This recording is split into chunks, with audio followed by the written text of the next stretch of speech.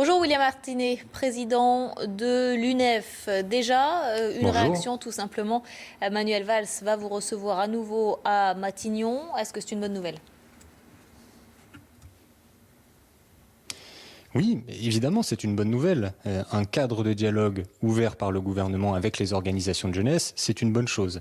Et je crois que cette annonce du Premier ministre, elle n'arrive pas par hasard. C'est parce que nous sommes au lendemain d'une journée de manifestation qui a été historique, qui a rassemblé plus d'1 million de manifestants, dont beaucoup de jeunes, beaucoup de lycéens et d'étudiants. Et donc ce gouvernement a bien compris que le débat autour du projet de loi travail ne pouvait pas être clos et qu'il fallait encore discuter. Donc l'UNEF, évidemment, se rendra à ces discussions, dialoguera avec le gouvernement, mais en restant particulièrement ferme sur ce que sont nos revendications. Nous continuons à revendiquer le retrait du projet de loi travail parce que nous considérons que ce projet de loi est dangereux pour les salariés, qu'il va précariser les jeunes qui arriveront sur le marché du travail, et nous ferons également entendre toutes nos contre-propositions qui visent à faciliter l'accès à l'emploi stable, à mieux protéger socialement les jeunes, bref, à permettre que tous les jeunes soient respectés sur le marché du travail et qu'ils puissent prendre leur autonomie. Alors justement, vous avez entendu le Premier ministre, il se dit prêt à étudier certaines de vos propositions. Qu'est-ce que vous mettez sur la table précisément ?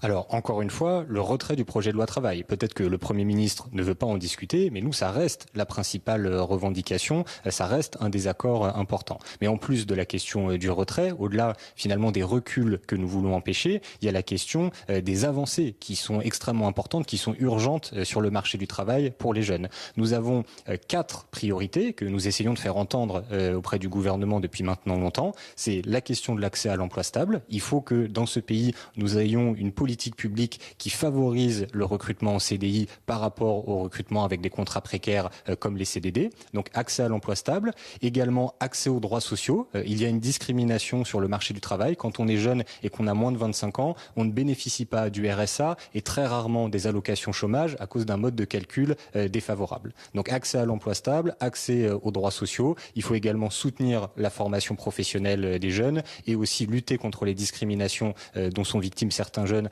à cause de leur sexe, à cause de leur couleur de peau. Enfin bref, tous ces sujets, c'est ce qui font les préoccupations quotidiennes des jeunes quand ils arrivent sur le marché du travail. Et c'est sur ce terrain-là que nous attendons des réponses. Mais s'il y a des avancées, parce que certains des objectifs que vous dites, ce sont aussi les objectifs avancés par le gouvernement, notamment l'accès au CDI plutôt qu'au contrat précaire. Donc vous êtes d'accord sur cet objectif-là ? On est peut-être d'accord sur l'objectif de lutter contre la précarité, mais moi je ne vois pas dans le projet de loi qu'a présenté le gouvernement ce qui va permettre de lutter contre la précarité. Au contraire, moi je comprends dans ce projet de loi que les jeunes, même quand ils auront fini par accéder à un CDI, ils pourront se faire renvoyer dans des conditions qui sont facilitées. Donc au-delà des grands objectifs et des grands discours qu'affiche le gouvernement, nous ce qui nous intéresse, c'est les mesures concrètes. Et là le problème c'est que pour l'instant, concrètement, ce projet de loi travail fait régresser nos droits et il n'y a rien d'autre de sérieux qui est sur la table.